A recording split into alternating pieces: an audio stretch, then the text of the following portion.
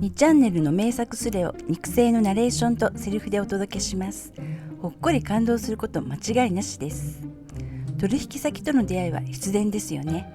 またそこで意中の人と出会うのも運命。しかし仕事を取るのか、仕事の前に人としての感情を取るのか、さまざまな葛藤をする一致。スレの後半には驚きの結末が。2012年にこんなスレが立ちました。得意先のジムの子にアドレス渡された。立ったか？俺、顔割とモテる方。テンパだがストパーでフォロー。禁止だがコンタクトでフォロー。相手女、年齢26らしい。職業、得意先のジムの子。顔、ヘアスタイルはサラサラのロング。肌が透き通るような白で結構可愛い。これで OK か？女にメール内容をばらされて、得意先に行くたびに心の中でプゲらされるからやめとけ。それ怖いんだよな。警戒してるからどうしても使いたくても絵文字のうんこを送ってない。あ、ジムの子なんだけど、髪の毛サラサラでセーラームーンみたいな髪型してて茶髪で。キューティクルすんごいんだけど、なんて名付ければいい？なんかいいのね。うさぎちゃん。採用。今の得意先を受け持つようになったのは1年半くらい前。自分のとこの業界は伏せておくが、世の中の会社すべてがお客さんみたいな業界だ。お世話になります。すいません。ありがとうございますを連呼する毎日。天皇家ばりにずっと作り笑いしてる毎日。例えで天皇家出したらいかん。ただ言いたいこと十分伝わった。すまん。でもあの方たち見てると自分見てるみたいで嫌になるんだよ。俺が初めて得意先に挨拶に行った時からうさぎちゃんはいた。第一印象が、この業界にもこんな可愛い感じの子いるんだって思ったのよく覚えてる。ちょっとツンとした感じで表情のないうさぎちゃん。まあ仕事してんだからそうだよな。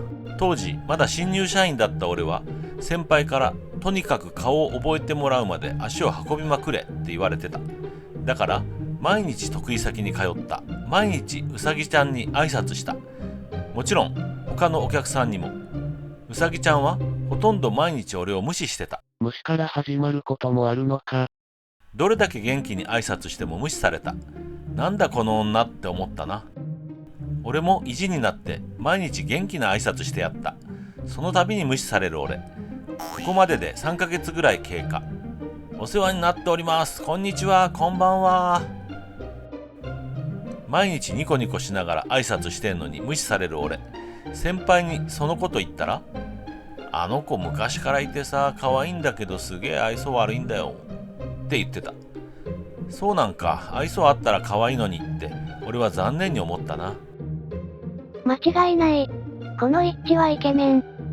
毎日朝と夕方の2回得意先に顔を出してるんだけど、その日は夕方忙しくて得意先に行く時間がかなり遅くなってしまった。6時半とかだったかな。それで俺は得意先まで歩いていくんだけど、その途中赤信号の向こう側にウサギがいたんだ。俺は慌ててストパーでフォローしてる髪を整えた。信号が青になった。どんどん近づいてくるウサギ。音楽を聴いてるウサギ。そして仕事帰りの私服のウサギ。やっぱ可愛いなこの子。すれ違いざまにまるで今気づいたかのように、どうもこんばんは、お疲れ様ですという俺。さすがのウサギも怠慢で俺と会ってしまったからには無視できないのか。どうもって初めて声聞いたぜってテンション上がったのは束の間。ウサギはそのまま俺を横切っていった。なんか振られた気分だった。ウサギは警戒心の強い動物だから仕方ない。やっぱり愛想悪いって俺は思った。でもよく考えたら立ち止まって話すことなんて何もないから。それが普通か。でもな、この日を境に彼女に変化が現れたんだ。翌朝、俺はいつものように得意先へ行った。いつものようにウサギに挨拶をした。そしたらな、こっちを完全には向いてくれてはないにしても、ペコって頭下げたんだよ。もっとちゃんと伝えたいな、この状況。俺の方を振り向くかと思いきや、結局目線は俺の足元あたりで止まって、それでも頭を少しだけペコって、無表情だけどな。それでも俺はうおーってなった。そっからは毎日そのペコってのが楽しみな毎日だわな。早くこっち向けって思って、今までよりも凝視して挨拶してやったし、声の張りも増した。で、俺の勘違いだったのかもしれないけど、どんどん目線の角度が俺の顔に近づいてきているような気がしていた。たださ、これまで書いといて言うのもあれだけど、ウサギのこと好きとかそんなんじゃないんだよ。ただ可愛い子って目線が行くし気になるし、そんな感じだった。実際得意先だし、彼女にしたいとかそんな目でお客さんは見れない。ましてや当時はまだ社会人1年目のペーペーだしな。仕事に緊張感持ってた。ゆとり世代と言われる世代だけど、そこまで頭ゆだってない。続きはよ。話戻すけど、ウサギの顔がこっち向いてきていたのは事実だった。ウサギは俺の目を見て挨拶をしてくれるようになった。目を合わせると無表情なのも変だから少し笑顔で挨拶を返してくれる。かなり可愛かった。それでもまだ好きじゃなかった。ある日、得意先に顔を出す時間がまた遅くなってしまった。以前ウサギと会った時間くらい。少しの期待を秘め、俺は会社を出た。あの交差点で信号に引っかかった。俺はいたりしてなーとか思いながらウサギを探してた。いた。再び。俺は別に何の期待をしていたわけでもなく、ただこの道を通って君の会社に行こうとしてただけっていう演技をして、今気づいたかのように挨拶をする。ああ、どうもお疲れ様です。あ、どうも。ここまで来るのに半年以上かかった。でね、それからはもう向こうもこっちも笑顔で挨拶。無視とかそんなの一切なくて、ウサギに対する印象も変わった。笑顔が苦手なのか、こっち見て挨拶すると顔が少し紅潮するウサギ。正直すんげえ可愛かった。愛想悪い子相変わらず愛想悪いわ。そうですか？最近挨拶返してもらいますよ僕。マジかよ。なんだよ、若いのがいいのかよ。なんだか甲斐あって毎日挨拶してた甲斐があったなってこの頃は思ったな。去年の夏、めちゃくちゃ暑かった日の夕方だった。夕方って言ってもまだ暑くてスーツなんて着てらんねえってくらい。得意先に行くのも憂鬱だったけど行かなくてはならない。汗だくでお世話になりますと、汗だくでありがとうございますをしてきた後、得意先を出て会社への帰路についていた。後ろから声が聞こえた。最近の話じゃねえのかよ。ごめん、すれたいが悪かった。半年前のことだ。走ってくるウサギだった。どうこんばん。これ受け取ってください。じゃ振り返って再び走っていった。手にはアドレスと名前の書かれた紙切れ。おい、実はこの時初めて名前を知った。仕事では直接絡むことはなかったから心臓バックバク。もともと汗かきな俺だけど、その時はシャレにならないくらい汗をかきながら会社へと戻った。会社へ戻っても動揺が止まらない。先輩がお疲れと言ってきてもはいみたいな。夜、会社が終わってから行きつけのバーみたいな店に行った。会社の若手のたまり場みたいになってるとこだ。そこで先輩に相談した。この先輩は今まで出てきていた同じ得意先を持つ先輩ではないです。転勤先の今の場所で俺の面倒を見てくれている仲の良い先輩。なんて名前にしよう。髪型が足部なんだけど。足部。それだ、足部は。おお、マジかよ。羨ましいなこりゃ。とか言ってたけど、あんまり変なことすんなよ。とも言った。先輩は俺がウサギのことを可愛いって言ってたの知ってたから。俺らはあくまで営業でお客さんに手を出すなんてもってのほか会社にいられなくなんぞ。とも言った。とりあえずメールはしとけ。無視はすんなっていう足部の助言によりメールは送った。お世話になってます。イッチです。うさぎさんのメールアドレスはこちらでよろしかったでしょうか。あくまで得意先。俺も、お前のことが好きだったんだよ。先輩足部。くっそ似てるぞそのものだぞ。しばらくすると返事が来た。うさぎです。今日は突然ごめんなさい。時々でいいのでメールしてくれたら嬉しいです。みたいな感じだったと思う。ごめん、残ってないんだ。残ってないって消したの。口述する。そっからちょくちょくメールをした。俺からは送ることはできなくて、何度も言うけどお客さんだもの。基本的には向こうからメールが来た。メールをした翌日はうさぎに挨拶するのが恥ずかしくて死にそうだった。それでも頑張っていつも通り挨拶すると笑顔で答えてくれた。得意先に行って会社に戻ってくるとうさぎからメールが来てる。今日も爽やかな挨拶だったね。仕事つらいけど元気出たよ。ありがとう。元気出るのはこっちじゃ。もし俺がアドレスなんかもらったらどうしていいかわからないから無視するな。それはすごく考えた。きっとそれが正解だと思う。でも無視は無視でそれもどうかと思ったんだよ。あいつ無視しやがったとかいうようなプライドの高い子だったらって考えるとさ、言いふらされて仕事に影響出るんじゃとか思ったんだよ。まだペーペーだからさ俺。そんな嬉しいメール来るもんだから俺もメールすんの楽しくなってきたんだ。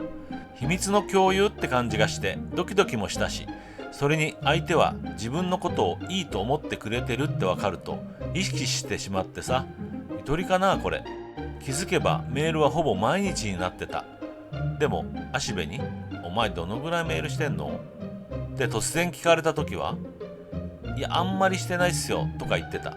自分の会社にバレるのもやばいしね。いいぞ楽しくなってきた支援。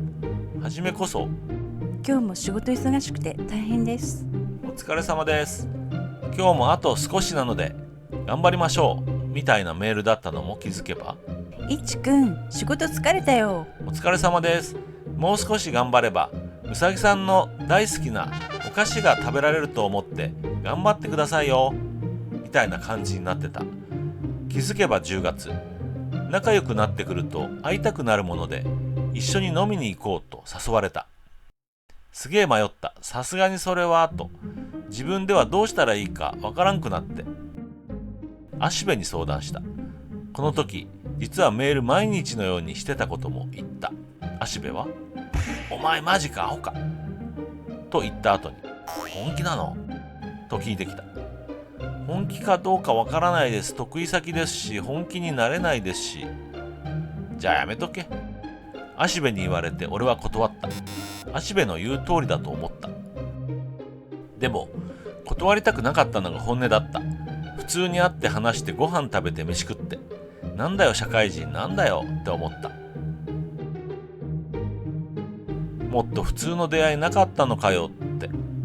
だって普通は会って話して好きになるだろ。会って話すためには本気で好きじゃなきゃダメなんだよ。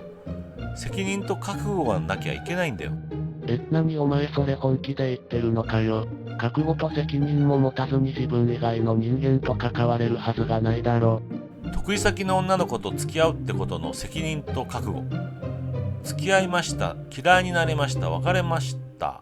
この構図が成立しないんだよ。泣いた。すいません、その日は予定があって。そっか、また今度一緒に飲んでください。お願いね。とりあえずその日はこれで終わった。だけど向こうも頑張ってアドレス渡した身だから中途半端に諦めるとかしないんだよな。何度も誘ってくれるんだ。誘われて断ってが辛くなった俺はとうとう飲みを承諾した。11月の土曜の夜2人で飲むことになった。それは楽しかった。可愛かったし、冬なのにふんわりしたミニスカートだし、いい匂いだし、何よりキューティクル半端ねえ。話してみると思ったよりも話す子で意外だった。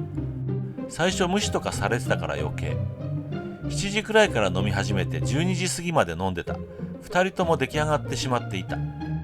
正直に相手に伝えて反応見たら、あと一致が本気ならだけど難しいけど別れなければ良いんじゃん。うさぎとしても出入りしてる業者の新人捕まえてすぐ別れたら社内の印象悪いんだぜ。一致と同じしがらみがうさぎにもあるってことだ。帰り、天気予報通り雨が降っていた。うさぎは傘を持ってきていなかった。俺は天然パーマだから雨に敏感。ちゃんと準備していた。二人で相合い傘で帰った。お互い出来上がってるから足元がふらついてんのね。肩がぶつかるわけですよ。あのサラサラの髪の毛が俺の腕とかに当たってるわけですよ。信じられなかった。うさぎとこうして歩いているのが。お世話になります、こんにちはって会話しかなかったのに、どうでもいいことでゲラゲラ笑ってる自分たちが。まさか、死ぬなんて。フラグを立てるなぁ。帰り際、酔っ払った勢いでウサギが言った。仕事を辞めようと思ってたんだよね。え、そうだったんですか。敬語はやめません。でも1年くらい前にいちくんが来て辞めるのやめたんだよ。いやいや、無視しまくりだったじゃないですか。そう伝えると、そうだった？無視したつもりなかったんだけど、頭下げてたつもりだったんだけど。え、そうだったの？何それかわいいってなるだろこれ。いかんだろこれ。で、うさぎの家の近くまで送って別れた。俺ん家から歩いて30分ぐらいのとこだった。あ、ちなみに俺は一人暮らし。うさぎは実家暮らしです。帰り道、うさぎが彼女だったらなとか考えてる自分に気づいた。今日はありがとう的なメールが来た。週明け、仕事で会った時、なんか照れてうまく挨拶できなかった。今度は俺が目を合わせられなかった。とりあえず一旦休憩していい？なんかここまでで質問とかある？続きはよ。ありがとう。明日仕事なのが気になるけどできるとこまで頑張る。会ってからはさらにお互いの壁はなくなっていっていた。メールも完全にタメ口になってたし、電話もかかってくるようになった。ただ、ここまで仲良くなっても俺からはメールはしないし電話もしない。得意先ってのがずっと引っかかってそれができない。今北さんよ。うさぎちゃん足部葛藤。ある日違和感を覚えた。というか少し前からずっと感じてた違和感だった。この頃になると、というか最近だが、俺はある程度の仕事を任せられるようになっていて、得意先の様々な部署に出入りしてたんだけど、その行く先々で女性社員の視線を感じるようになったんだ。モテ期来た。きっと、背中に何か張り紙が。いやこれはモテ期ではない。嫌な予感。確信に変わったのは以下のうさぎのメール。今日ね、仲良い同僚にイチの話したら、あかん、噂広まっとるで。うさぎちゃんはほやってんやな。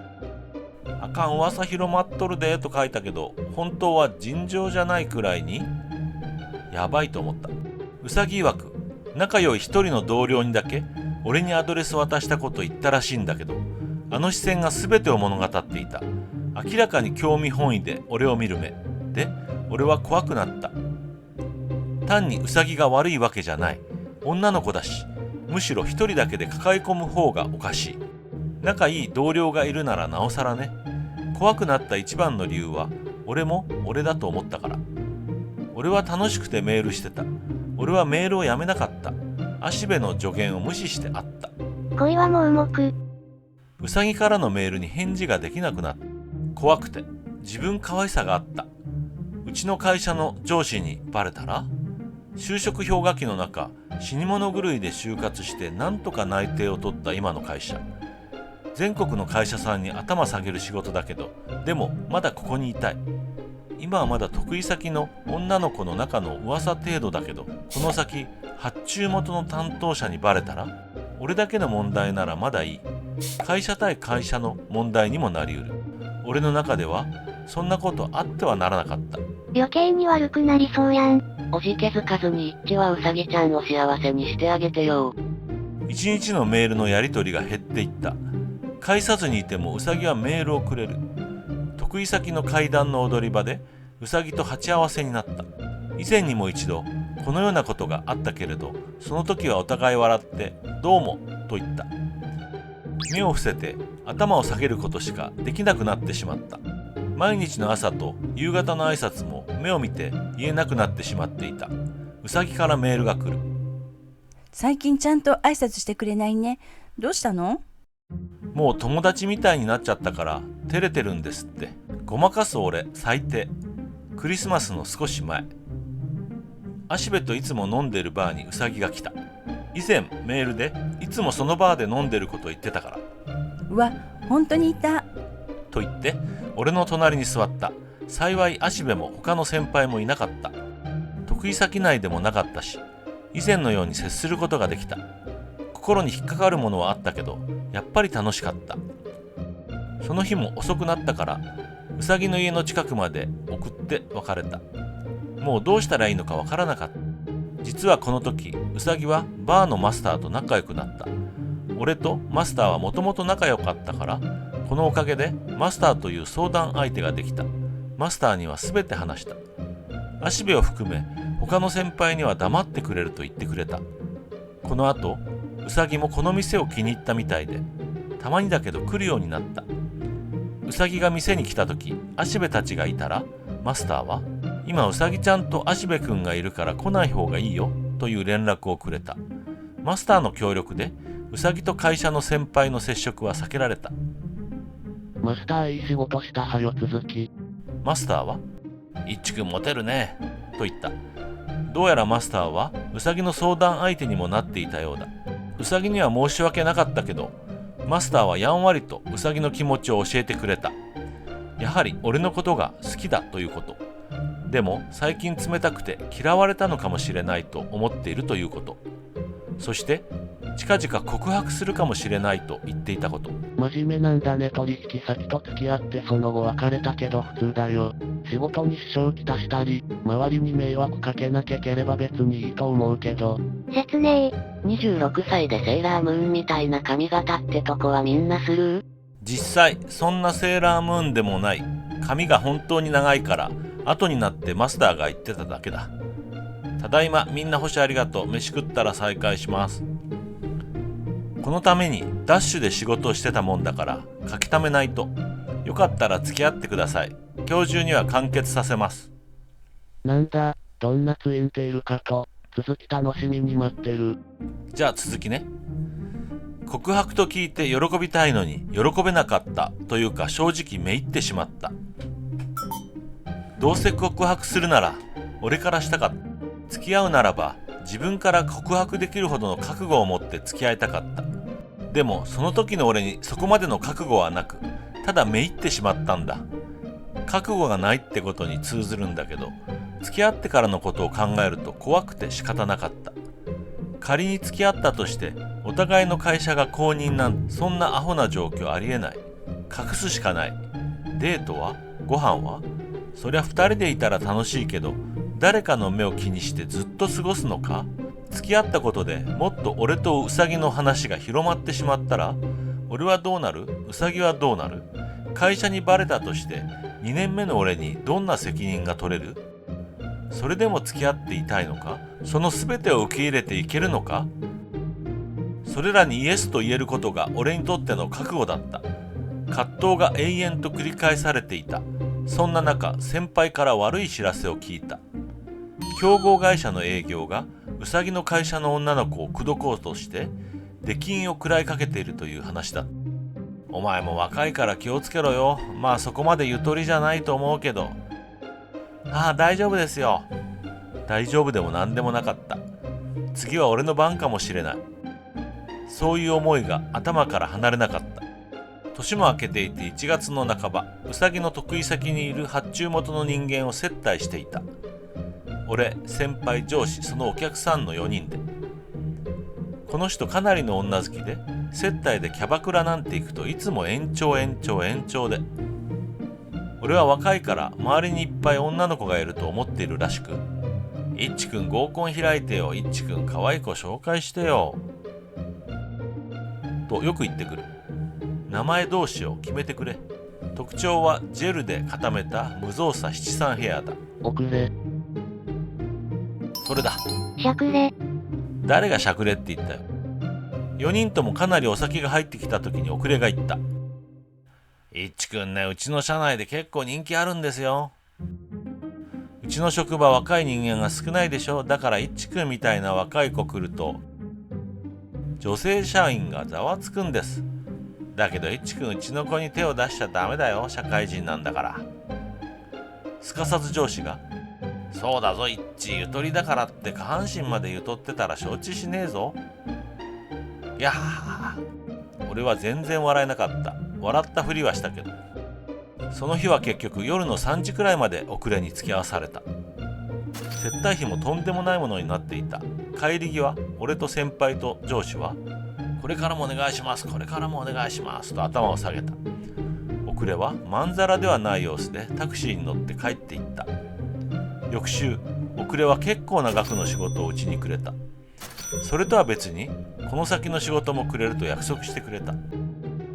競合他社の営業におくれの発言、立て続けにウサギに手を出すなと言わんばかりのことが起きていた。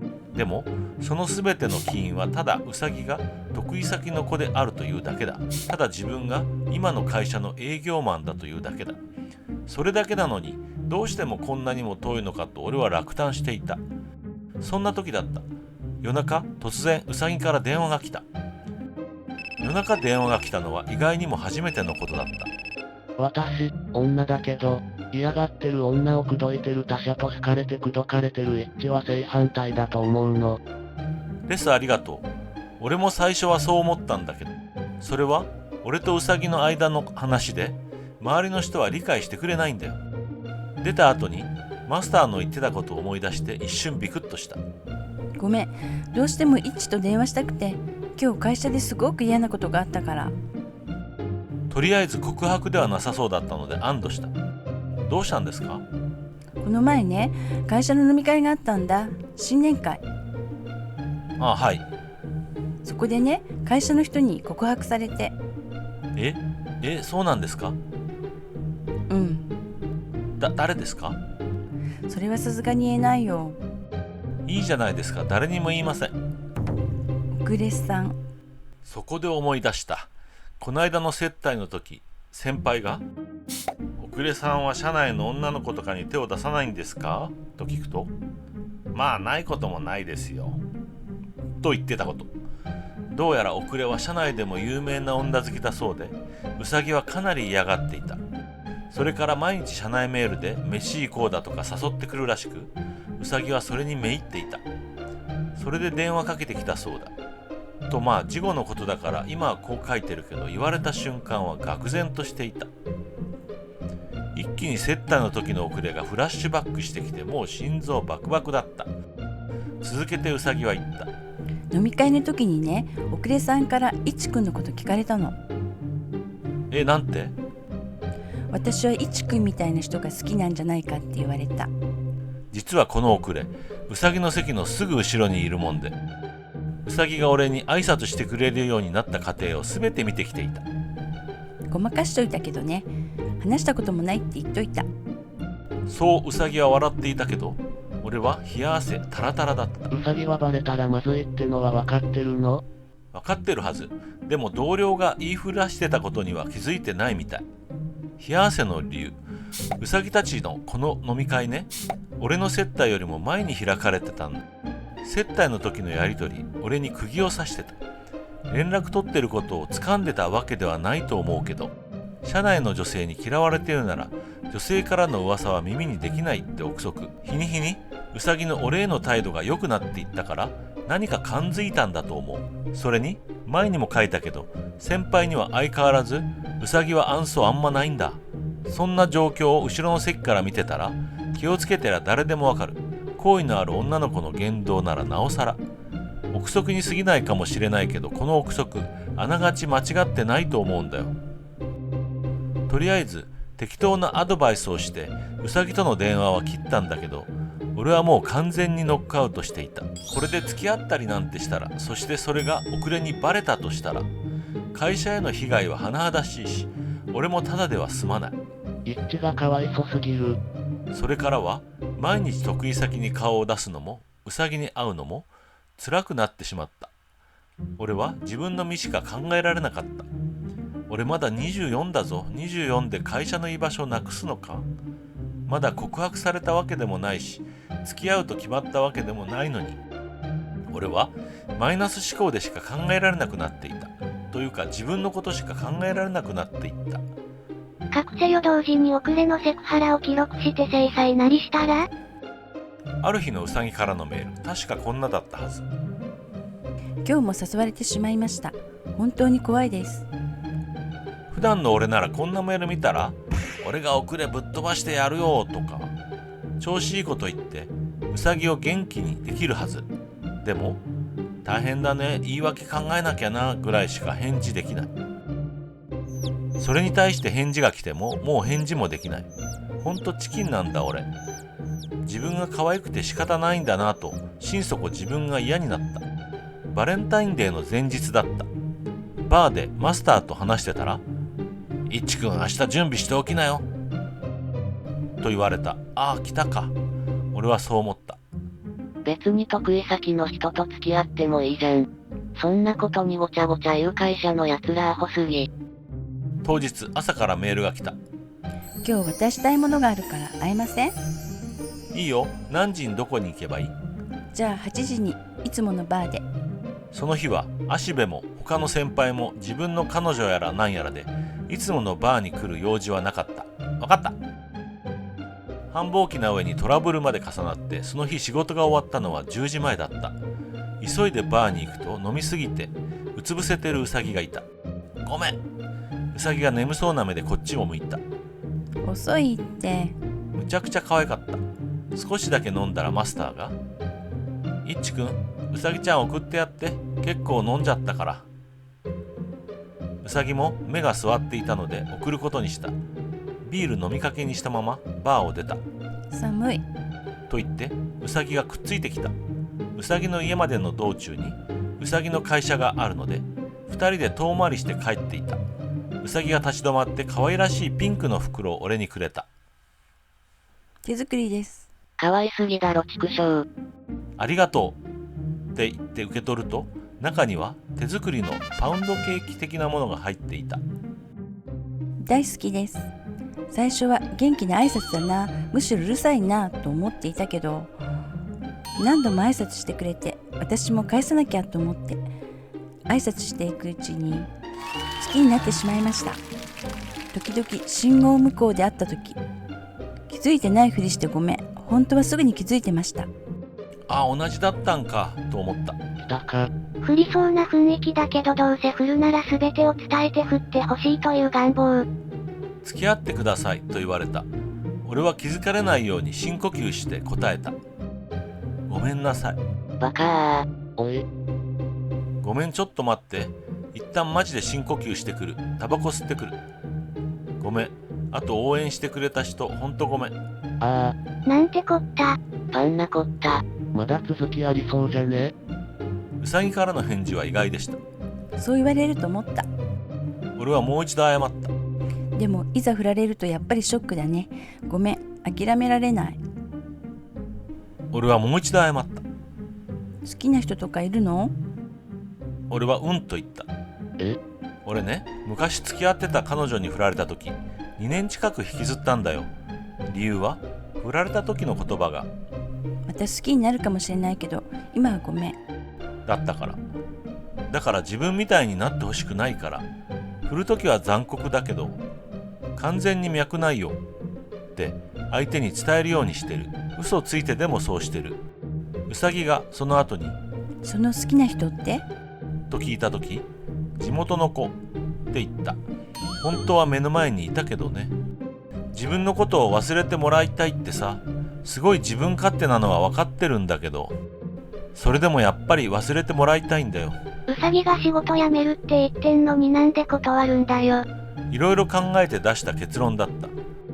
遅れのことももちろん考えたし、自分の将来のことも考えた。やっぱり俺は今の会社にいたいんだ。そこそこの会社で、多分皆も名前を聞いたらわかると思う。死に物狂いで入ったんだよね。面接の時、御社に骨うずめるとかアホなこと言ってまで。とかまあ単に自分が可愛かったんだよ。うさぎ以上に自分が可愛かった。ああ、自分に酔うタイプだなこのエッチ。自分しか見てないな気持ちがあるのに断られた相手の気持ちになってみろよ。一致の人生なんだから好きにすりゃいい。情に流されず、よく頑張ったな。お前かっこいいよ。仕事を選んだ。それでいい。お前の気持ちはお前だけのもんだ。本当に一緒にいたいと思う相手がいつか現れるよ。これ言わないでおこうと思ったんだけど、俺会社入ってすぐに社内の女の子といろいろあったんだ。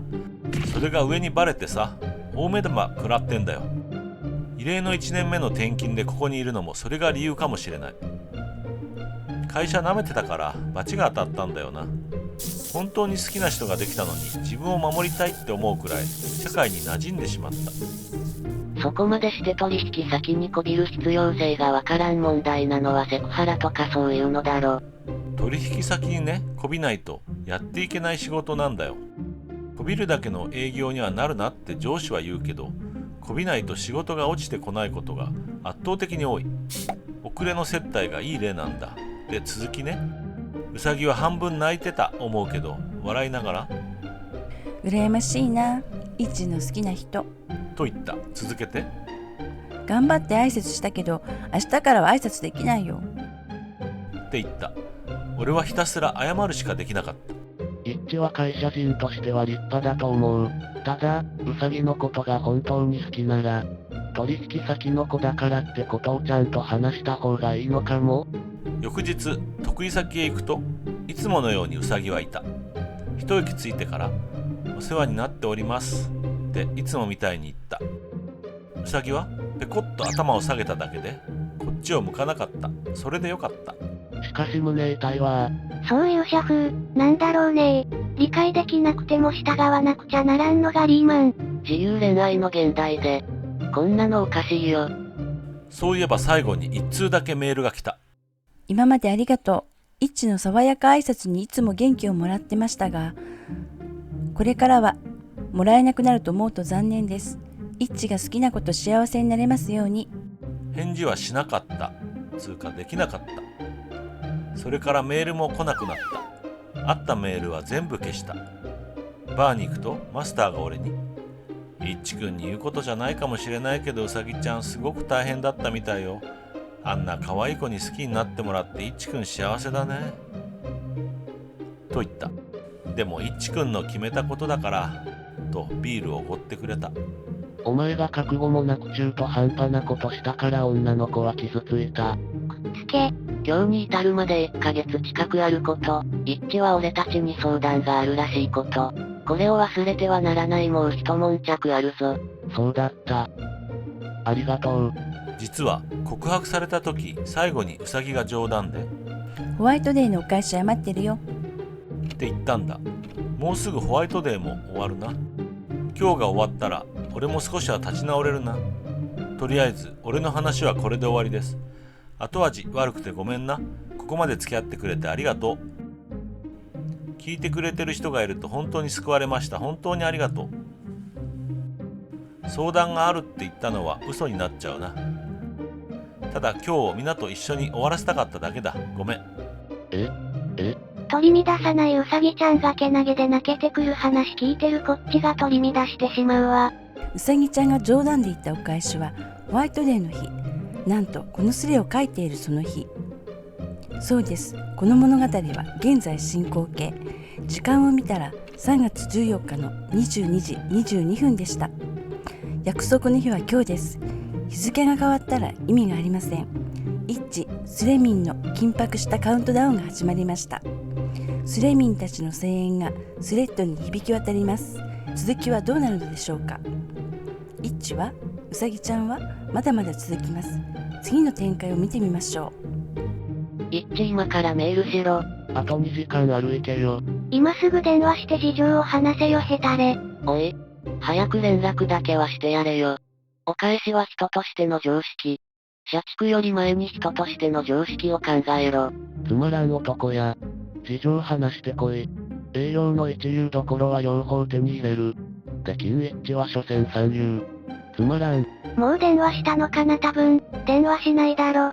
一致はヘタレだから。うさぎちゃんは自分の気持ちぶつけたのに一致は何もかも隠して刺激気取って。俺考えてるやろ。不幸やろみたいに思ってんのか。一致の立場があるならちゃんと説明すればいいやん。めっちゃ卑怯やし同じ男として腹立つ俺が友達ならマジで殴ってる。今一致はどうなん？その時の判断を正しかったと思う？好きな人から告白されて振るのはやっぱ辛いな。でも間違いだとは思わないんだよ。相当悩んで出した結論だったし、好きなだけじゃダメなんだって思う。みんなありがとう。でも携帯番号とアドレスは全部消したんだよ。最初にもらった紙切れは会社のデスクの中にある。うさぎちゃんがかわいそうすぎる。一致の気持ちも男性だから仕事が大切なのもわかるけど、これじゃあお互い辛いよ。バーに行ってこい。おるやろ。バーにいたりしてね。いるね。多分今日が終わるまでは。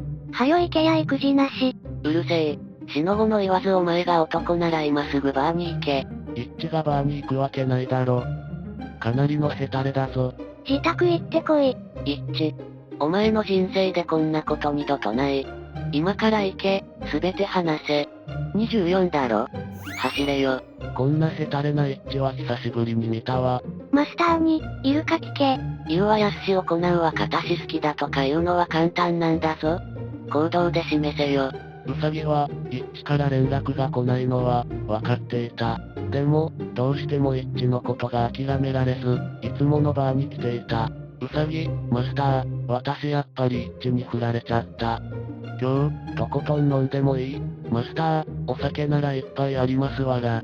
ウサギは、イッチとの思い出を振り返りながら、泣きながら飲んでいた。忘れるために、ひたすら飲み続けた。ウサギ、ちょっと、トイレ。足はもうフラフラだった。ドタ。マスター、大丈夫ですか？もう今日は、カランそこへ現れたのは、一致ではなく、遅れだった。遅れきたこれ。だー、もうわかった。バー行ってくる。マスターまだ連絡先知ってるかも。バーなら Wi-Fi つながってるし、電話の報告もできる。ノーパソだしな。クビになったらお前らのせいな。いけー。よく言った。よっしゃー。行ってこい。頑張れ。未来より今。かっけー。頑張れー。何このドラマ。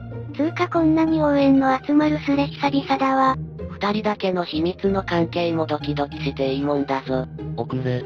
頼むから今日は家にいてくれ。バー着いた。くっそスウェットで来ちまった。マスターちょっとお出かけ中。なんつうかかっけーなお前。スウェットでバーってつわもの。それでこそ男だ。バーはチャリで3分くらいのとこなんだ。だから常連なんだよ。バーでスウェットってやばい。俺浮きすぎ。暗いから大丈夫か。客が常連だけでよかった。マスターまだか？楽しいことに突っ込まなきゃ人生ややしねえよ。こないだ振られた俺はただ祈る。まああれだ刺激のない人生なんてつまらんぞ。良くも悪くも刺激的なものを大事にしろ。間違っても遅れに告白するなよ。マスターの電話番号知らないの？マスター来た。電話番号知ってるって言ってる。教えてもらった。やばい、震えが止まらない。スウェットで寒いからじゃない。ああもう電話。早く。愛は必ず勝つ。キリ。リア充野郎が。くそうまくいきますように。お祈りいたします。ホワイトデーはあと1時間ある自分の気持ちに素直にな。ムネムネしてきた。会うことになりました。電話では何も言ってません。言いたいことがあると言いました。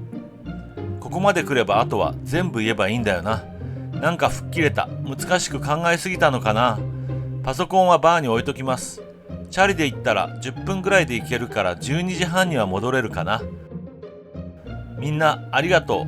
あと誰か上着貸してくれ。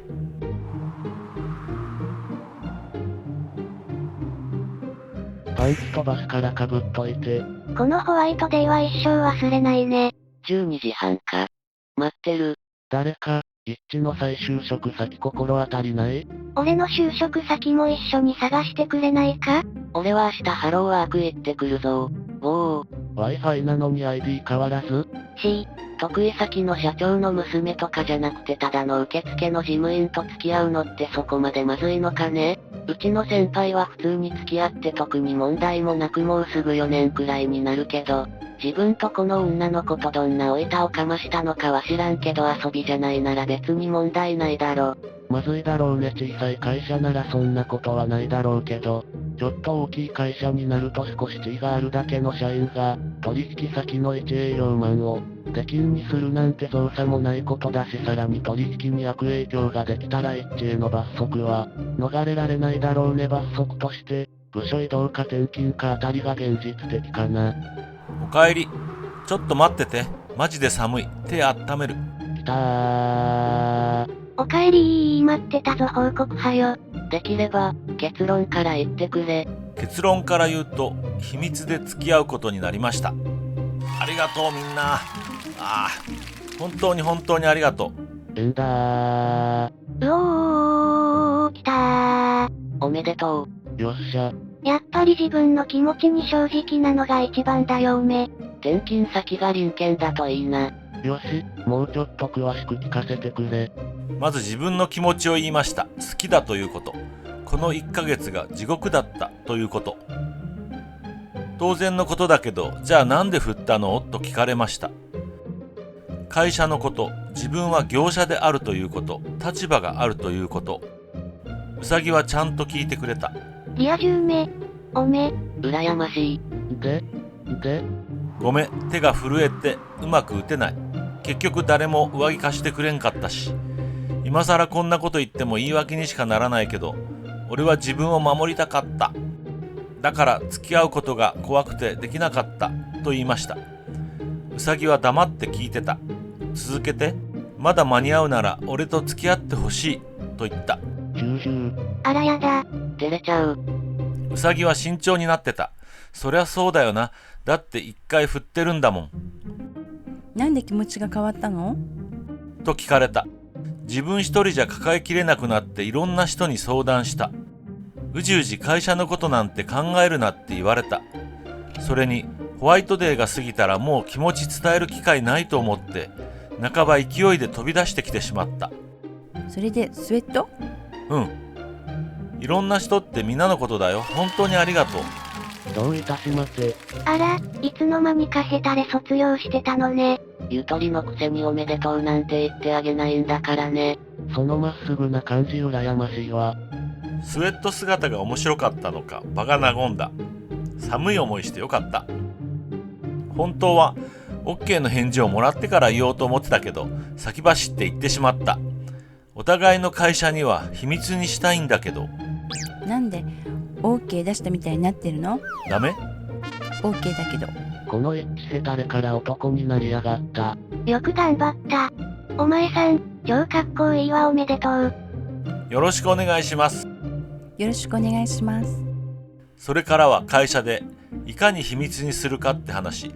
ここがやっぱ一番不安なとこだったから、特に遅れには秘密にしてくれって頭下げた。ここまで来ると2人は同じ意識で付き合わなきゃダメだと思ったから、徹底的にもしバレたら俺こうなるって話しといた。できれば仲のいい同僚にも言わないでほしいと言った。うさぎはイッチと付き合えるんなら我慢するって言ってくれたけど、正直まだ心配。これからも言い聞かせる。うさたんかわいいな。イッチもめでたくタキシード仮面になったわけか。スウェット履いてるけど。うさぎってもう会社辞める気なくなってるの？あとそれとなくうさぎは会社辞めるのかって話も聞いてみたんだ。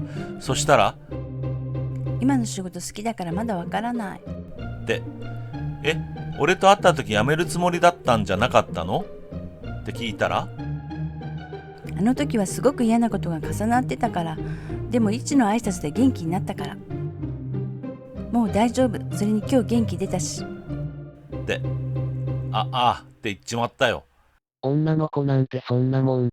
少しのことで休むだのやめるだの言うからな。そこは大人の対応だ。うさぎ。まあイッチよ。二人で頑張れ。挨拶もいつも通りにしようってなった。恥ずかしくてどうなるかわからんが、いきなりかなり束縛してるけど大丈夫？私もするから大丈夫。で、最後は？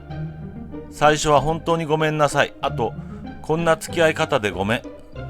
の繰り返し。相当傷つけたからな。これからは精一杯幸せにするよ。とりあえず話したのはこれぐらいかな。あとは嬉しいやら幸せやら二人でのろけてただけだった。マスターは閉店時間過ぎてたけど待っててくれた。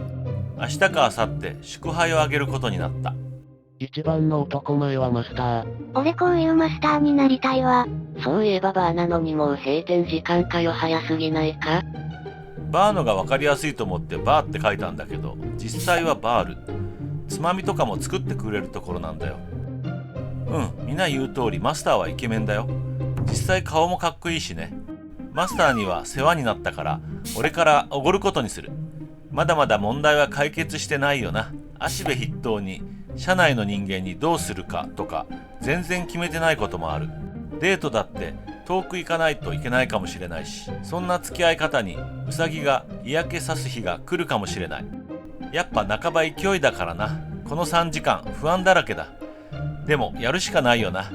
若いうちは勢いで突っ走れるだけ突っ走っていいと思うよ。まだ若い2人だもの、障害がある方が燃えるってね。俺もおっさんになったのかな、いろいろ考えすぎたり、昔の自分と重ねたりで複雑だわ。で、キスは？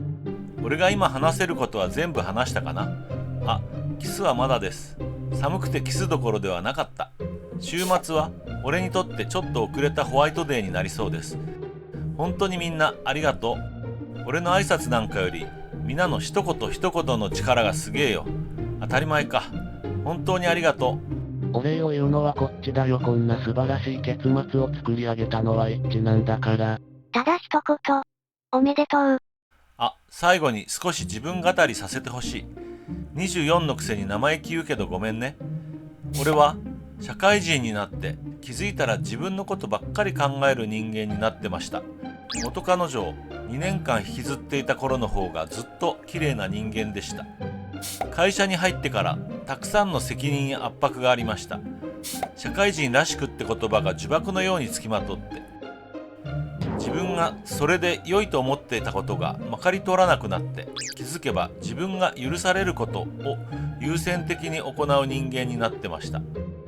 そんなやつだからウサギの告白も断ってるわけで、正直みんなに会いに行けと言われた時、最初はなんでわからないんだろうと思いました。でもスウェットで一人で部屋にいる自分に気づいて、なんで行けないんだろうって思ったんです。いつから行かなくなってしまったのかって。昔の俺はこういう時すぐに行けるやつだったから。行くことに決めましたのは、そんな自分も嫌だったから。ウサギのためでもあったけど、結局自分のためでもあったのかも。やっぱ自分のことばっかだな、俺は。今日皆のおかげで少しだけ昔に戻れたように思います。今すげえすがすがしいんだ。そして懐かしい。前途多難だけど2人で幸せになれるように精一杯頑張ります。これで最後の書き込みにするけど、本当にみんなありがとう。遅れにバレてクビになったりしたらまたすれ立てるわ。最後まで長文多文を読んでくださりありがとうございました。言い慣れてる文句で締めるね。お世話になりました。やっぱり社会人って大人なんだな。しみじみと思ったわ。とにかく一致おめでとう。末永く爆発してください。おめでとう。